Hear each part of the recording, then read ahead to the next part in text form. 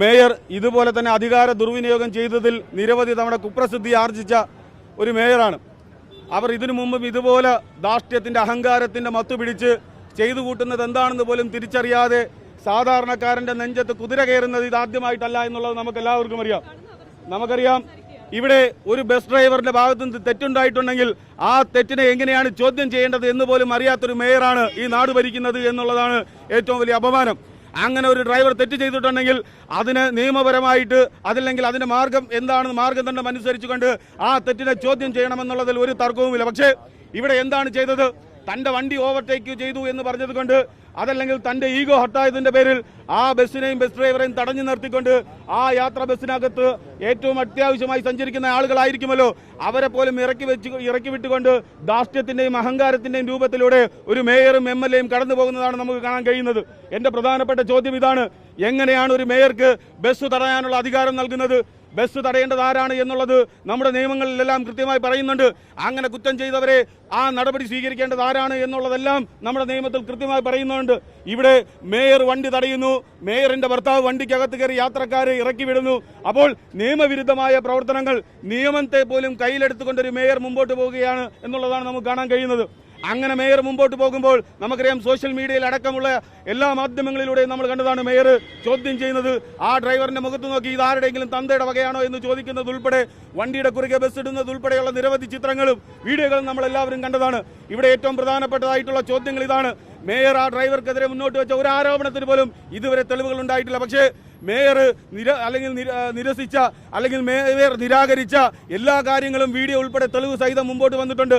അവിടെ മേയർ നൽകിയ പരാതിയിൽ മേൽ കേസെടുത്തിട്ടുണ്ട്, എന്നാൽ ഡ്രൈവർ നൽകിയ പരാതിയിൽ മേൽ കേസെടുക്കുന്നില്ല. അങ്ങനെ വലിയ വിവേചനം ഈ ഭരണ സംവിധാനത്ത് നടക്കുന്നുണ്ട് എന്നുള്ളത് നമുക്ക് എല്ലാവർക്കും അറിയാം.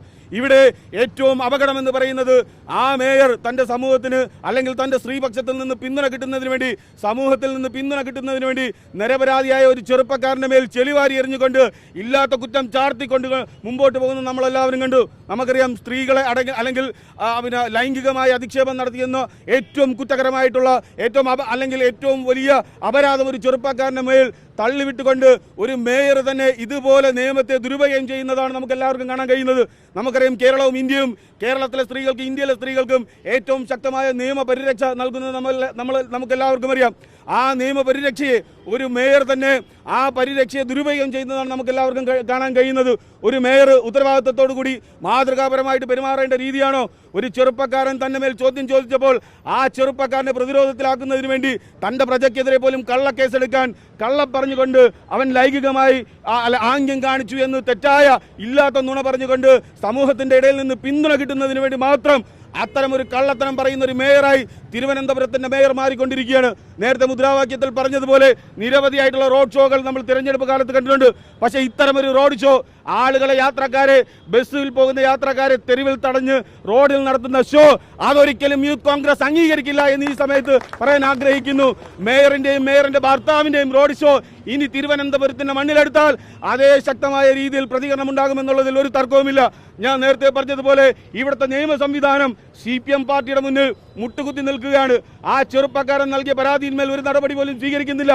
എന്നാൽ നുണയാണെന്ന് കണ്ടിട്ട് പോലും തെളിവ് പോലും ഇല്ലാത്ത ഒരു ചെറിയൊരു പരാതിയിന്മേൽ, തെളിവില്ലാത്ത ഒരു പരാതിയിന്മേൽ, മേയർ നൽകിയ പരാതിയിന്മേൽ ഒരു രാത്രി മുഴുവൻ ആ ഡ്രൈവറെ പോലീസ് സ്റ്റേഷനകത്ത് പിടിച്ചിരുത്തുകയും അദ്ദേഹത്തിനെതിരെ കേസെടുക്കുകയും ചെയ്യുന്ന വിചിത്ര നടപടി നമ്മളെല്ലാവരും കണ്ടതാണ്. ഇവിടെ കേരള പോലീസിന്റെ പണി എന്താണ്? നിയമം സംരക്ഷിക്കുകയാണോ, അതോ കേരള പോലീസ് ഇവിടെ പിണറായി വിജയന്റെ വേലക്കാരനായി പണിയെടുക്കുകയാണോ എന്നുള്ള ന്യായമായ ചോദ്യം പൊതുസമൂഹത്തിന്റെ ഭാഗത്തു നിന്നുണ്ടാകുന്നു എന്നുള്ളതിൽ ഒരു തർക്കവുമില്ല.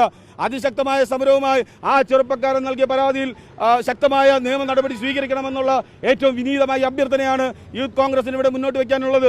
അപ്പോൾ അത്തരത്തിൽ കേരളത്തിലെ പോലീസും ഇവിടുത്തെ ഭരണകൂടവും സാധാരണക്കാരന് നീതി നടപ്പിലാക്കുന്ന രീതിയിൽ മുമ്പോട്ട് പോയില്ലെങ്കിൽ ആ നീതിയെപ്പോലും നിയമത്തെപ്പോലും യൂത്ത് കോൺഗ്രസ് കയ്യിലെടുത്തുകൊണ്ട് അവന് സംരക്ഷണം നൽകുന്ന രീതിയിലേക്ക് കേരളത്തിലെ യൂത്ത് കോൺഗ്രസ് മുമ്പോട്ട് പോകുമെന്നുള്ളതിൽ ഒരു തർക്കവുമില്ല.